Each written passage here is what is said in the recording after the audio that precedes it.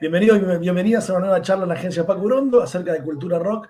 En este caso vamos a estar conversando con una licenciada en Sociología, doctora en Ciencias Sociales, formada en la Universidad de La Plata.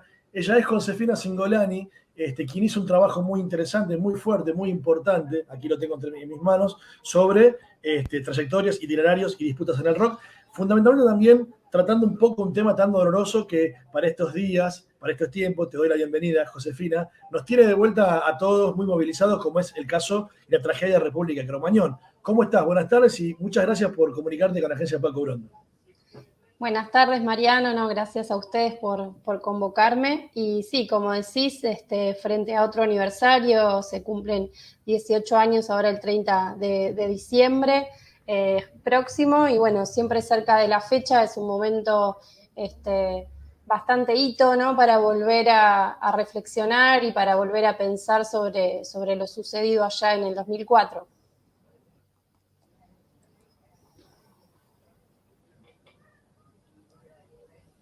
Tu libro es una tesis, ¿no es cierto, Josefina? Que trabajaste y que, bueno, pudiste finalmente publicar en el 2020.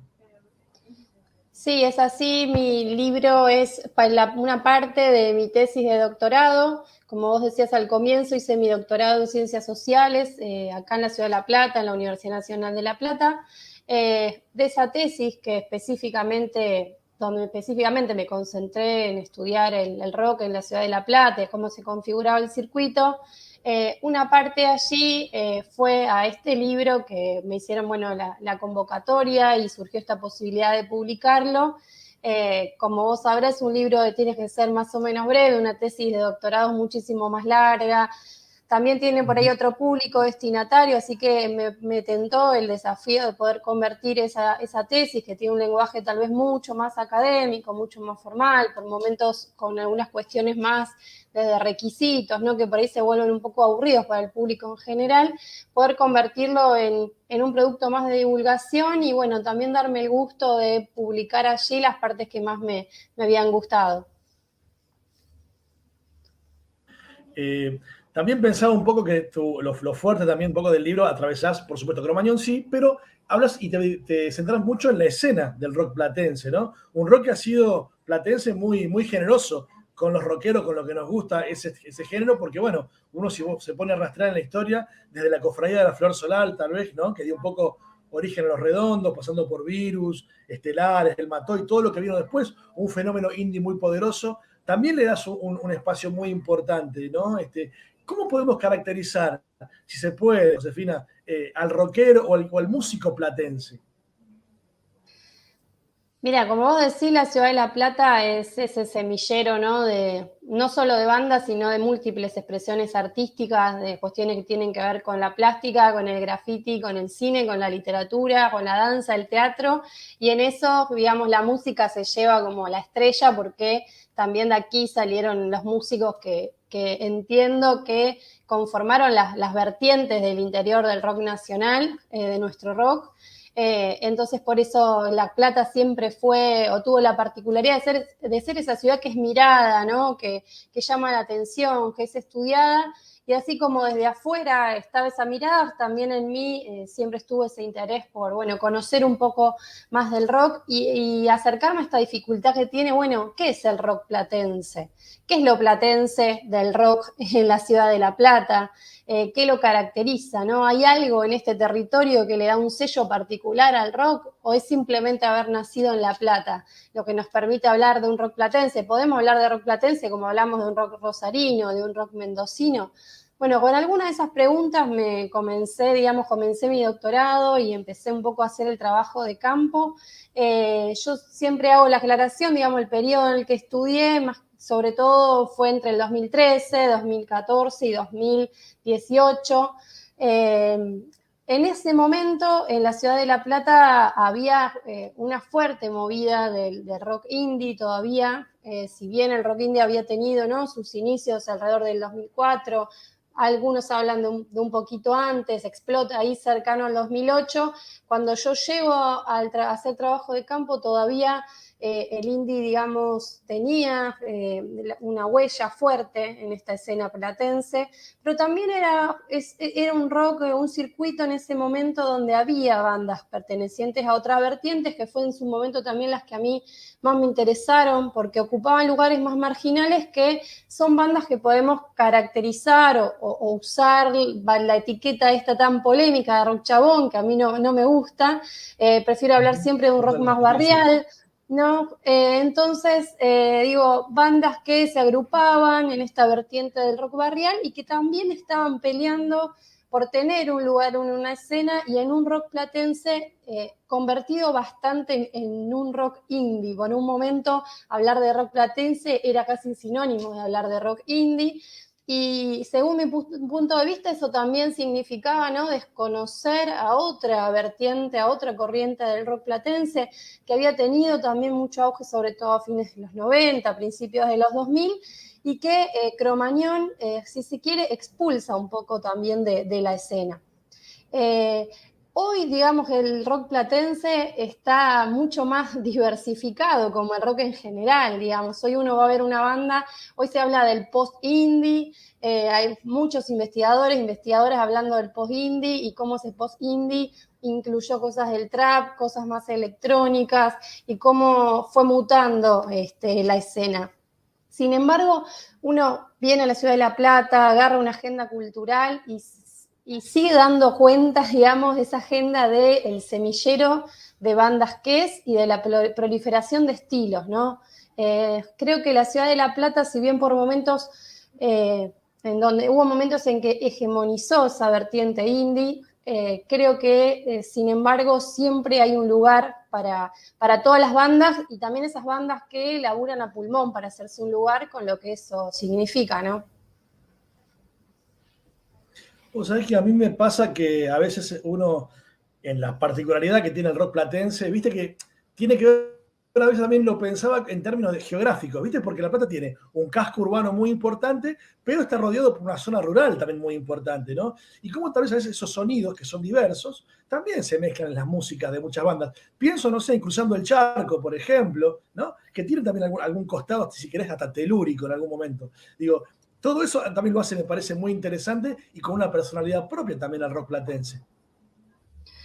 Sí, la verdad que las bandas de la ciudad de La Plata, muchas de ellas comenzaron, digamos, o fueron pioneras en empezar a insertar o a mezclar también otros estilos, a incorporar músicas de otros lados, digamos. Y también lo que vos decís, me parece que hay un imaginario muy fuerte en mostrar a La Plata como una ciudad rockera, pero además como una ciudad del casco urbano, ¿no? Y que el rock está en el casco urbano, que el rock está en Pura Vida, que el rock estaba en lo que era el viejo varieté, y sin embargo, esa es una porción, es un posible trayecto, ¿no?, que hacen los rockeros. También hay mucho rock en la periferia de la ciudad, y ese rock de la periferia que alimenta el casco, digamos, y que también rompe las fronteras de la ciudad de La Plata para salir, también están ahí las mixturas musicales, y también permite llegar, ¿no?, a personas con otras trayectorias, digamos. Yo también en el momento que escribí la tesis quería discutir un poco esta idea de que el joven rockero platense es el joven clase media, profesional, universitario que vive en el casco urbano. Hay un rockero platense que es eso, pero también hay muchas posibilidades de ser joven rockero en la ciudad. Están los pibes que viven en la periferia, los pibes que laburan y que están muy alejados del ambiente universitario y que también tienen sus lugares, digamos, sus locaciones propias, sus circuitos propios, que son pibes que andan en tren, en bondi, que no usan sus autos, que no tienen sus autos, que trasladan instrumentos a pata, que van y vienen, que esperan el micro oeste para venir de Olmos, de Abasto, ¿no?, a la ciudad de La Plata, y hay muchas bandas también surgidas de ahí, lo mismo que, bueno, nuestras ciudades vecinas de Berisso y Ensenada, también. Entonces, me parece que es interesante lo que señalás también para un poco de construir esta imagen, ¿no?, de la primacía que tiene el casco en esta ciudad, ¿no? Y eso a veces implica marginalizar o invisibilizar la periferia. Y también, por otro lado, que el músico platense es un músico que también ha incorporado a sus repertorios músicas de otros lados. ¿no? Hay muchos contactos con otras ciudades, claro. Los músicos permanentemente viajan todos los años a la costa de la provincia a tocar, viajan, o sea, a Córdoba, viajan a Mendoza. También hay 2 o 3 bandas platenses o 4, te diría, que viajan asiduamente a Uruguay a los festivales de rock de allá. La música uruguaya está muy presente en la ciudad. Es una ciudad con infinidades de cuerdas de candombe, de murgas, y eso se ve. El rock no es un género musical aislado al que nada de afuera lo contamina, sino que pensamos al rock como cualquier otro género musical, en donde si bien hay una base instrumental, clásica, hay características, digamos, que pueden definirlo, también es eso que está totalmente poroso, por donde entran y salen distintas músicas, distintas experiencias, distintos registros. Y creo que esa también es una característica del rock local.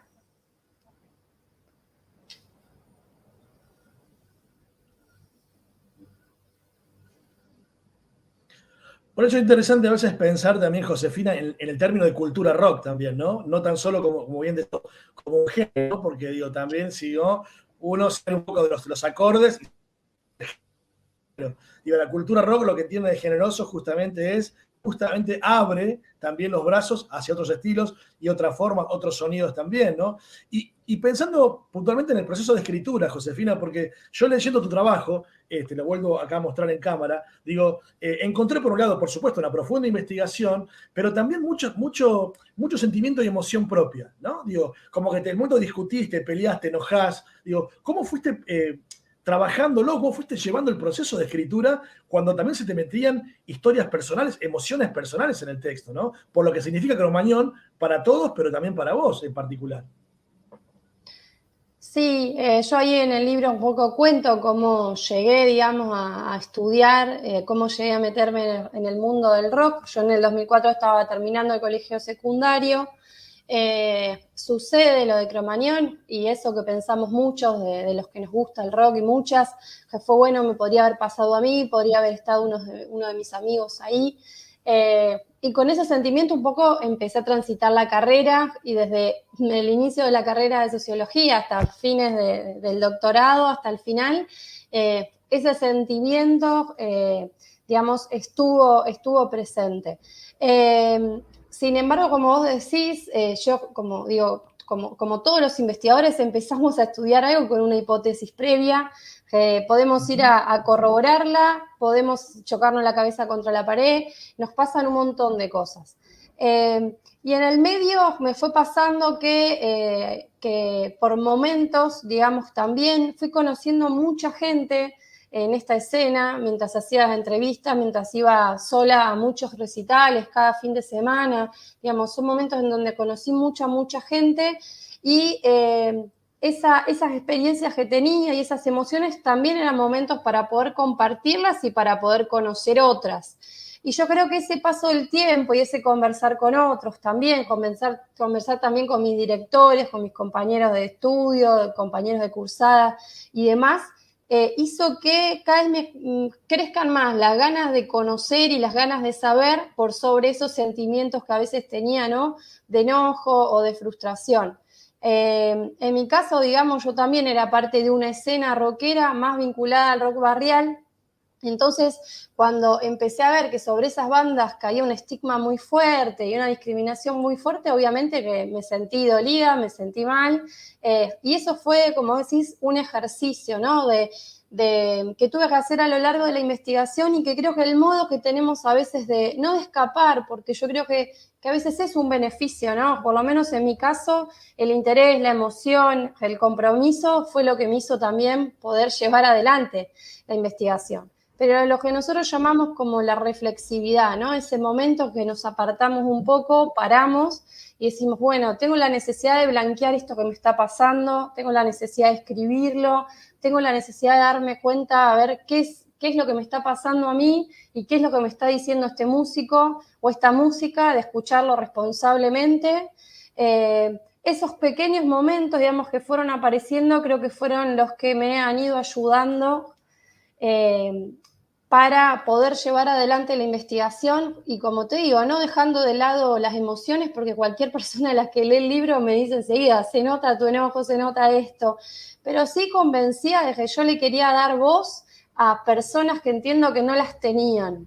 Y eso fue algo que a mí me da, o sea, que a mí me dejó tranquila y algo que me movió también durante todo el trayecto académico. Es decir, bueno, yo quiero que mi libro, quiero que mi tesis termine con la voz de estas personas que nadie se acercó a preguntarles qué les había pasado, que vienen haciendo música hace más de 20 años y ninguna radio les está pasando sus temas y que se tuvieron que bancar un montón de cosas sobre sus espaldas. Digamos, quiero que también esté en la voz de ellos, quiero acercarme a estos músicos y en ese sentido fue todo ganancia, porque conocí eso, un montón de historias, conocí gente que se abre desinteresadamente a contarte trayectorias, a dejar que la acompañes un día de su vida, que estés atrás del escenario, que conozcas a sus familias.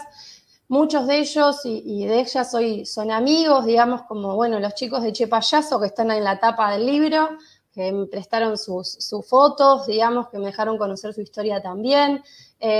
Entonces, bueno, así uno va lidiando con las emociones también.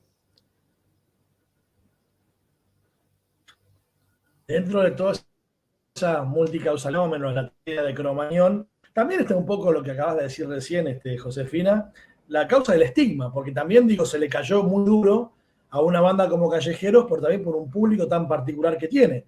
Ese público mal llamado de rock chabón, para nosotros, para vos y para mí al menos, ese rock barrial, rock testimonial, ¿no? Que tiene tanto para contar todavía, tanto para decir. Digo, también qué interesante esto que decís, porque me parece que un poco ahí donde uno se enoja y se pelea es cuando también cae ese estigma sobre el público, ¿no? Porque viste que una de las primeras cosas que se habló enseguida inmediatamente fue los chiquitos en el baño, ¿no? Digo, estar todos drogados, digo, la violencia. Digo, también hay un componente estigmatizante para lo que pasó con Cromañón. Sí, tal cual. Ahí digo, en general, cuando uno piensa también en la juventud, digo, si piensa en este polo adulto-juventud, siempre a las juventudes en distintos momentos de la historia les ha recaído estos procesos, ¿no? De estigmatización, de culpabilización, de infantilización y otros. Y Cromañón no estuvo lejos de eso, digamos, ¿no? Sobre ese público que fue esa noche a ver a Callejeros y sobre el público que compartían, ¿no? Todas esas bandas, toda esa escena más barrial, cae el estigma de, bueno, desde el primer momento estar viendo, o sea, estar poniendo el ojo en las prácticas que hacían esas personas y en hacer una operación que a mí siempre me impacta, que es, bueno, porque escuchás determinada música, te comportás de determinada manera, ¿no? Lo que en la sociología llamamos como las teorías de la homología. Porque escuchás esta música, te comportás así. Entonces estuvo plagado de eso, de esas interpretaciones. Bueno, como les gusta esta música, prenden bengalas, dejan a los niños en el baño. Todas cosas que se desmintieron en la causa, que tardó, digamos, que demoró, que llevó un proceso judicial muy largo, pero que por suerte se desmintieron y que también hoy todas las organizaciones y asociaciones civiles vinculadas a Cromañón todavía hoy tratan de romper esos mitos que lamentablemente desde la prensa muchas veces se instalan, desde determinados sectores de la prensa, y es difícil romper. Entonces, a esos públicos, digamos, a esos jóvenes, les recayó, digamos, ese estigma que tenía que ver con, bueno, escuchar determinadas bandas y realizar determinadas prácticas, como utilizar pirotecnia, como ser violentos, como consumir drogas, cómo llevar a sus hijos a los recitales. Y también esos mismos estigmas cayeron en las bandas, ¿no? En estas bandas más de barrio, que uno puede fácilmente agrupar ahí bajo la categoría de rock barrial, decir, bueno, fueron también las primeras bandas censuradas. Acá en la Ciudad de La Plata fue muy notable como el post-2004, luego de ese verano de clausuras masivas y demás, y de reglamentaciones nuevas y de controles, las bandas que más sufren las consecuencias claramente son esas bandas y son esos públicos, ¿no? Esos pibes que te diría que todavía hoy son doblemente o triplemente revisados para entrar a un recital. Yo no me canso de decir cómo cuando uno va a ver una banda de rock barrial, hoy en día te hacen sacar hasta una Villa del Pelo, y cuando vas a ver a Babasónicos no te revisan nada, ¿no? Ni las zapatillas. Digo, no dejo de decir, fue un estigma que cayó sobre el público, sobre las bandas, pero que también produce seguridad diferencial y produce una ciudadanía diferencial. Entonces me parece que todavía queda un recorrido en torno a, sobre todo también a política cultural y política pública, que pueda atender estas cuestiones. Lo mismo cuando una banda toca, lo veo acá en la Ciudad de La Plata, en un club más de la periferia, cuando toca en el Club Atenas, digamos, también depende de dónde toque y quiénes vayan, el control o el ojo que se pone en esos recitales. Entonces, yo siempre pienso, ¿no? Digo, a los pibes sobrevivientes les tocó cargar con ser sobrevivientes de un acontecimiento del tamaño de Cromañón, seguramente ser familiares, amigues o conocidos de víctimas, de fallecidos, y cargar por muchísimo tiempo con un estigma que no solo provenía de sectores de la prensa, sino también muchas veces de la sociedad en general. Creo que con el tiempo hay algo que se empezó a reflexionar, que se ha revertido, y espero, digamos, se continúe profundizando en esa línea, pero bueno, la cuestión del estigma, digamos, fue muy fuerte y todavía es, como lo conocemos también con respecto a los jóvenes, no solo en la música, sino también en otros aspectos de la vida, ¿no?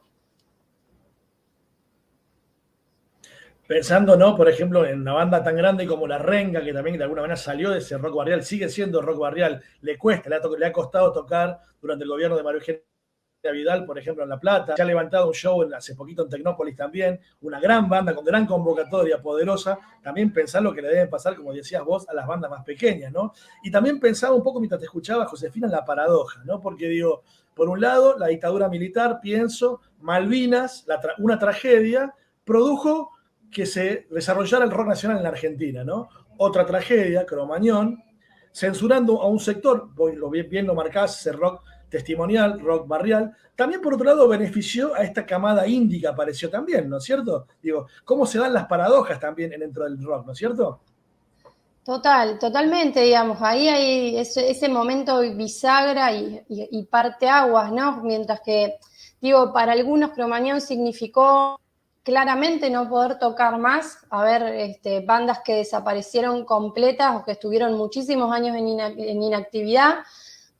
Las mismas condiciones materiales, políticas, reglamentarias favorecieron que siga floreciendo otra escena, que como digo, que ya había empezado, que ya había un germen, pero que explota ahí en el post-Cromañón. Porque fue marcado, ¿no? O sea, una banda no podía tocar en ningún lado de donde venía, en los que venía tocando, porque ningún espacio cumplía de repente con las reglamentaciones nuevas. O sea, construir reglamentación luego de los espacios generó que ningún espacio tenía señales, que ningún espacio tenía matafuego, las luces adecuadas, los materiales para acustizar adecuados. Entonces, todos esos espacios donde las bandas tocaban cierran y se empieza a generar, ¿no? En la escena esto que tiene que ver con la apertura de casas culturales, de centros de arte, de lugares más pequeños en donde las bandas indies tenían más posibilidades de tocar y de llegar. Y acá es un dato objetivo, que sabemos que una banda de rock barrial posiblemente tenga batería, tenga saxofón, tenga viento, digamos, tenga cuerda, sea eléctrica, tenga un montón de aparatos. Entonces, y que no, es muy difícil que esa escena se adapte tal vez a una movida más acústica, más pequeña, que el público también tiene determinadas características.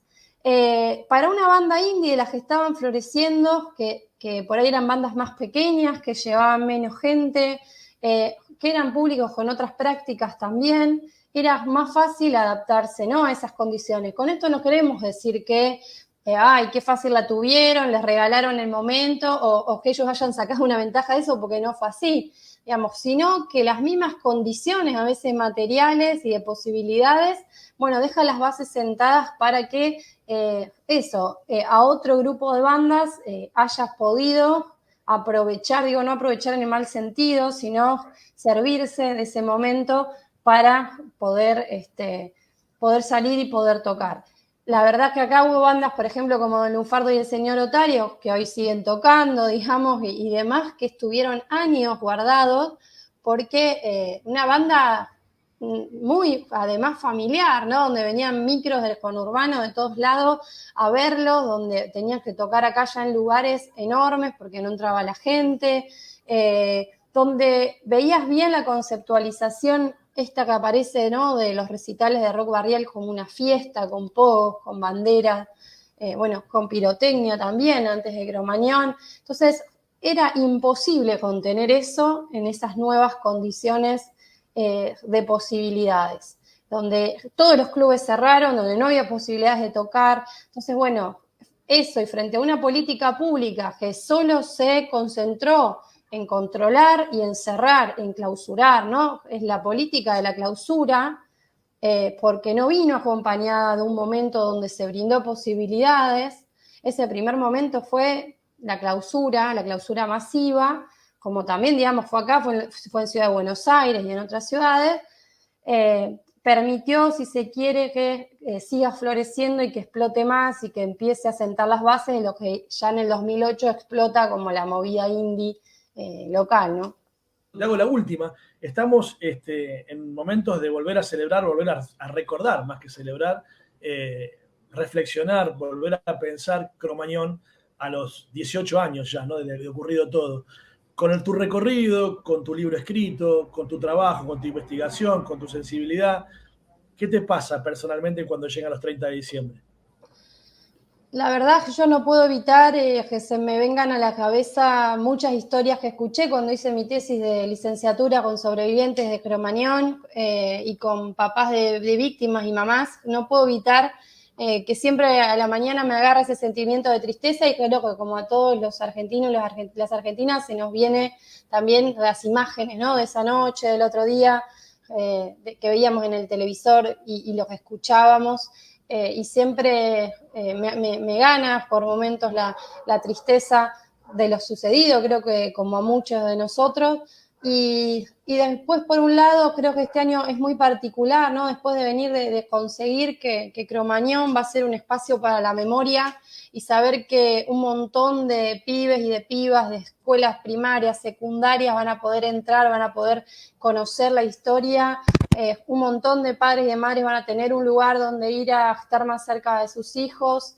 Esa es la parte, digamos, en la que me motiva y entiendo que tanta lucha valió la pena y que vale la pena y que hay que continuar. Me parece que ese es un espacio ganado por la movilización, por la lucha de esos familiares, de esos sobrevivientes que dejaron todo realmente y que dejan todo. Y en ese sentido me atrapa un sentimiento de convencimiento en torno a lo que sirve seguir peleando y también convencida de que no hay otro camino, que para que las cosas no se repitan y no volvamos a caer en lo mismo, hay que hacer memoria, ¿no? Y hay que construir presente. Y eso me parece que este año para todos ellos y todas esas familias que cada 30, si bien toda la vida están recordando lo sucedido, pero cada 30 es un día particular, para ellos son muy tristes. Me parece que este año va a tener otro sentido y en ese sentido lo celebro. Licenciada en Sociología, doctora en Ciencias Sociales, formada en la Universidad de La Plata y autora de trayectorias, itinerarios y disputas en el rock. Josefina Cingolani, muchísimas gracias por este contacto con Agencia Paco Brondo. No, muchísimas gracias a vos, Mariano, por el espacio y un placer, como siempre, conversar. Un gusto, lo estamos viendo. Igualmente, hasta luego. Hasta luego.